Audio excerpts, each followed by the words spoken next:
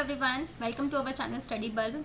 DSSS question series को आगे बढ़ाते हुए हम आज के क्वेश्चंस प्रैक्टिस करेंगे जो कि एवरेज स्पीड से होंगे। और जो दूसरा क्वेश्चन है वो है बैट्समैन इनिंग से, यानी बैट्समैन और बॉलर वाले जो क्वेश्चंस होते हैं उससे है। तो चलिए प्रैक्टिस करते हैं आज के इन क्वेश्चंस की, और मेरे चैनल को सब्सक्राइब कीजिए प्लीज़, मुझे मोटिवेट कीजिए ताकि मैं आप लोगों के लिए ऐसे क्वेश्चंस लेकर आती रहूँ। So let's start with the question. Question number first में कहा गया है a farmer walks from village A to village B at a speed of 10 kilometre per hour and return back at a speed of 15 kilometre per our.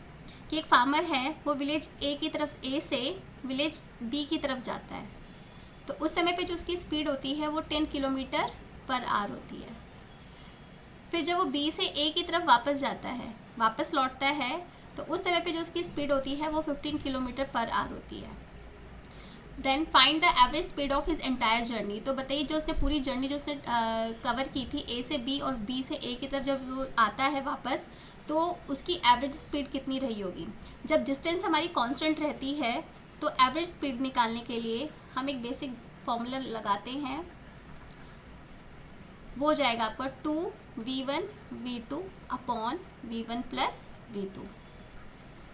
ठीक है, तो v हमारा क्या है 2, v1 हमारा है 10, v2 है आपका 15 और v1 प्लस v2 यानी 10 प्लस 15, तो क्या हो जाएगा 2 इंटू 150 और नीचे आपका कितना आ जाएगा 25 आ जाएगा।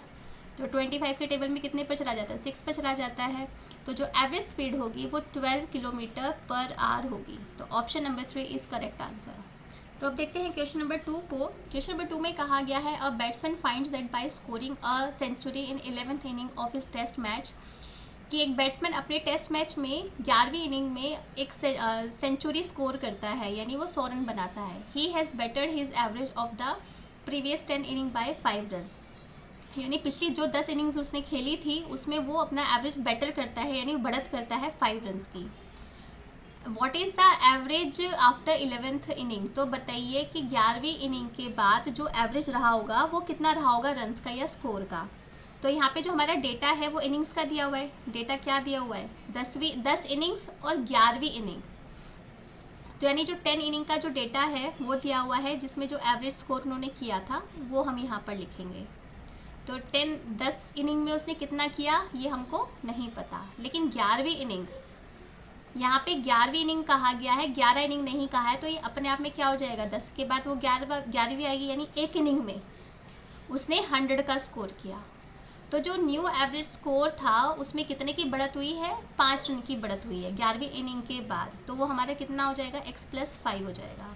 तो अब इसको बस सॉल्व करना है, तो क्या हो जाएगा 10 × x हो जाएगा प्लस ये अपने आप में एक इनिंग है तो 1 × 100 हो जाएगा। ठीक है, ये हमारा टोटल कितने का है 10 + 1, तो कितना हो जाएगा 11 हो जाएगा, इक्वल टू ये हमारा क्या हो जाएगा एवरेज, टोटल एवरेज। तो टोटल एवरेज कितना x + 5 था। अब यहाँ से हमें x की वैल्यू निकाल लेंगे। यहाँ पे क्या हो जाएगा 10x हो जाएगा plus 100 divided by 11 equal to x + 5। ठीक है, अब इसको सॉल्व कर लेते हैं। तो यहाँ पे 10x + 100 इक्वल टू 11x + 55। 11 5 ज़ा 55 हो जाएगा। तो यानी यहाँ पर हमारा जगह x की वैल्यू जो हो जाएगी 100 में से 55 चला जाएगा तो कितना आएगा 45 आ जाएगा। तो यानी 10 इनिंग में, जो पिछली 10 इनिंग में उसने कितना एवरेज स्कोर किया था वो 45 किया था। बट हमसे पिछली 10 इनिंग का स्कोर नहीं पूछा गया, एवरेज नहीं पूछा गया, हमसे कहा गया what is the average after 11th inning. यानी 11 जब इनिंग कंप्लीट हो जाती हैं तो उसके बाद जो टोटल एवरेज स्कोर कितना रहा था x + 5 था। तो ये हमारा आंसर हो जाएगा। अगर 10 इनिंग्स का पूछा जाता तो 45 होता, बट यहाँ पे 11th इनिंग के बाद का यानी टोटल का पूछा गया है, तो x + 5 हो जाएगा। तो x की वैल्यू हमारी 45 निकली है। 5 रन की उसमें हर बार बढ़त हो रही थी, तो एवरेज कितना था 5 आ रहा था। तो जो एवरेज आफ्टर 11th इनिंग जो जाएगा वो जाएगा 50 रन्स। ठीक है, तो ये था, और जो हमारा जो सही ऑप्शन है वो है ऑप्शन नंबर 2। आई होप आपको ये दोनों क्वेश्चन समझ में आए होंगे और आप ऐसे क्वेश्चंस की प्रैक्टिस भी कर रहे होंगे। So do practice and subscribe my channel, like and share also. Thank you very much.